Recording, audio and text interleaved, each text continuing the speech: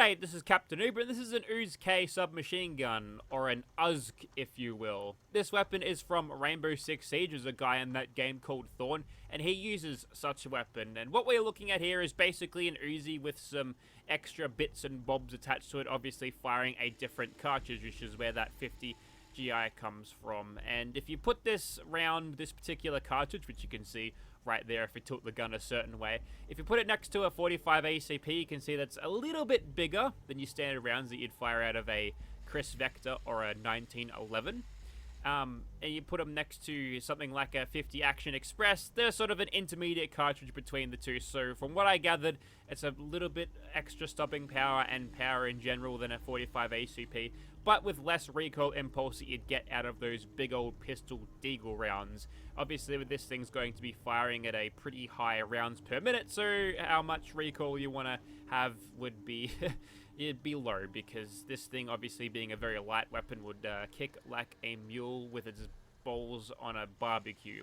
Anyways, so this weapon obviously has a little bit of attachments to it, but most of this stuff I can actually change on the fly using a couple of mods that were recommended in the description of this. Obviously that is a Fallout 4 script extender component, so this won't be available to consoles in what you are about to witness. But right now, for the receivers, we've got a full automatic, which appears to just to be a powerful automatic receiver, or you could have a semi-automatic one or an improved version of that. We'll go for both of these, but for now, we'll leave this on an automatic platform, and you can have the stock and you can flip it over. But look, we can change it on the fly, so I'm going to show you now. Ah, it's a lovely day for the beach walk. The water looks clear, the sand looks bright, and there's a sunset coming in. But let's focus on the UZK for a second here. That's what it looks like in first person, and it's got some bashing animations. You'll also notice how next to the ammo you can actually see like a little digital version of the cartridge there. I'm not really sure why they did that. Also, before I forget, the sounds on this are from the assault rifle. There's the reload animations. If I press H, it brings up this sweet little menu here, which is kind of like, well, other first-person shooters, but I can actually switch between every single sight this thing has to offer. The foregrips, which you can't really see in first person. You can also chuck on muzzles, compensators, or two suppressors, or you can unload the stock, which means fold it up, put it away, make it disappear. And you can just do that on the fly without having to utilize the workbench at all, which is pretty awesome. So I guess using this will go through the sights. So the iron sights obviously are there now. You can have no sights. You can have an MRO, which looks like this. I definitely will not be using that one. You can have an aim point, which looks like this.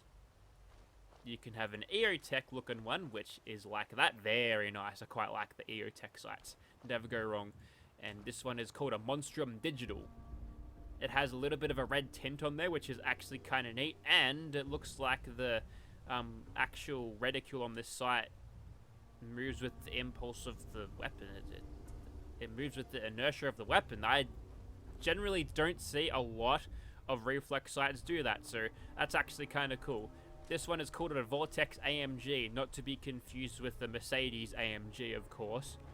And this one is called a Razor Light Holographic, which makes it look like some sort of futuristic Call of Duty thing. Also, for good measure, because it's a Rainbow Six Siege weapon, we've got the lean function here today. And of course, you can change these things even in third person as well, and you can actually see the results on this on your back if the weapon wants to load.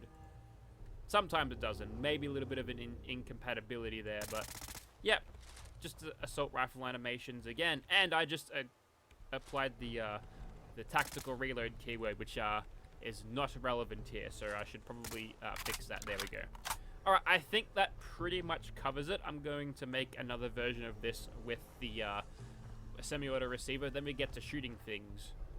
In order to get this weapon, it is injected onto the levered list, but if you want it here and now, you can craft this thing on a chemistry workbench for 1 rank in gun nut and a few of these materials. Now, weirdly enough, this thing's rounds is not a thing that you can craft, so the only way you can feed this thing is to either find it on enemies and pick up the bullets and the weapon if you want the bullets from the weapon that's already loaded into the weapon, or finding it in vendors. So yeah, this thing's going to be a little bit hungry on ammo, it's going to be a little bit rare, so use it sparingly? I guess we'll find out.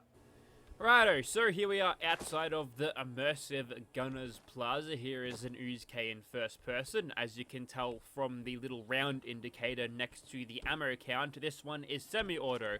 The full auto one has the 4 bullets, so isn't that nice? You can tell at a glance which firing mode that I am on, which I'm guessing is something they're going to change, so you can adjust the firing mode on the fly a little bit later, but I guess we'll start by shooting at those mosquitoes that are targeting something, because they'll be back, and when they do come back, they're going to cause trouble with the gunners and stop me from getting sneak criticals, so you guys are about to cop it real bad. Alright, so bug swatting aside, looks like we're ready to actually get into the main meat of this, but what I did want to do is start off this a little bit more tact than usual, because normally I just kind of run in and it's going to take out whatever that is. It was hopping along, so it's probably some sort of crazy mutated frog. But well, actually they've aggroed us something. Have they? Yeah, they have. But also no. What I want to do is I want to see how far I can go. I mean, okay, there's combat music for some reason. And I'm not getting my sneak criticals, even though I'm in caution, so they're aggroed by something. But I guess we can get started shooting at these guys. It doesn't appear that we have a whole lot of recoil impulse, and whatever it was they were pissed off at, it seems to have drawn them mostly out, which is good for my damage numbers right now, but I'm kind of pushing on the end of this thing's range, so if I switch over to the semi-auto one here for a second and start shooting at him, I'm able to get much better accuracy and much better damage there. It's night and day difference here. We'll keep on shooting at these guys at a fairly decent range. That one's a little bit closer, so we'll spam on the trigger. You'll find that this thing it fires faster than what the... No, don't look at me, don't look at me. Don't look at me. Ooh, don't reload now. Feel the VATS treatment. Don't you remember when you painted little bits of your gunner wall blue? Okay. I think they've found me now, and the jig is up, so let's run. And oh! I didn't want a health bar anyway. Get the hell out of here. You're getting a critical for your trouble. Staggered? Yep. And I'll be having that just in case someone wants to use that on me later. No. No, I thought I picked it up. Give it. Thank you. Anyways, that mad scramble for an overpowered machine gun later. Let's get outside this fire escape and light these guys up. And that was a kill. That was meant to be like a pistol whip animation. Obviously, it didn't go through all that well, but you get the gist of it. And we'll try to do it again here. Never mind. Didn't want to do it. I guess it's because we didn't roll the criticals there enough to actually kill them, but... Okay, we seem to be doing alright. The pressure is now on us to keep alive in this section. And what have you got there? I hope that's not an MG42. If it is, then we're in trouble. I don't believe it is. It is in fact I don't know why I would have confused that for an MG, but here we are. And now, that's Nerd Rage. So let's try to get some damage here. We'll switch over to the semi-automatic receiver. And that is what you call a target-rich environment. Just spam all the bullets. Okay, we managed to get one pickup from all that. Let's just readjust a little bit. If we're lucky, these gunners have dispersed now, and that would have been a pretty tough fall, to be honest. But we might be able to sneak around and sort of flank them now if I hop up here and scale along the wall like some sort of climbing person, a climbist. And we might be able to get a sweet flank on these guys. Intended behavior? For sure. Don't worry about it. We're back into hidden now, so that's a good sign. They're probably going to start coming back here, so I'll probably try to hug a wall a little bit before they are all running out to my position. But we're ready. Are they going to push me, or should I push them? That's the question. Alright, surely that's enough for them to start having a a little bit of a closer look here, but I might just quickly sneak up.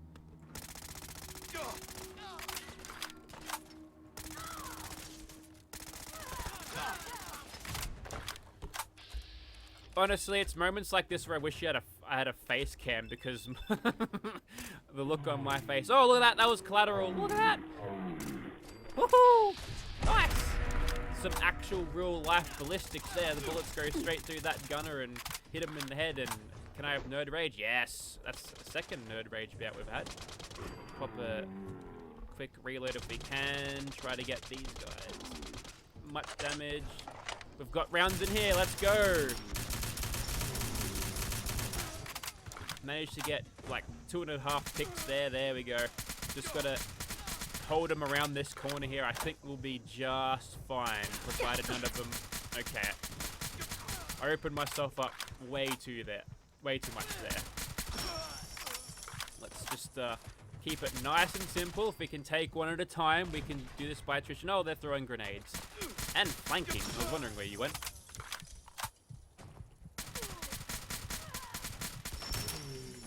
And for my last trick, I'll hide in a bush. It's working.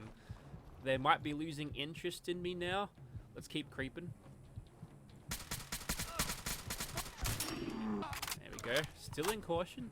Still stealth operating. I think that was the last one, because the last 3 in here are in the room with the breach now. I wonder if I can find a flashbang on one of these guys, because, you know, I want to do this properly where I have a flashbang first. So I'll be right back.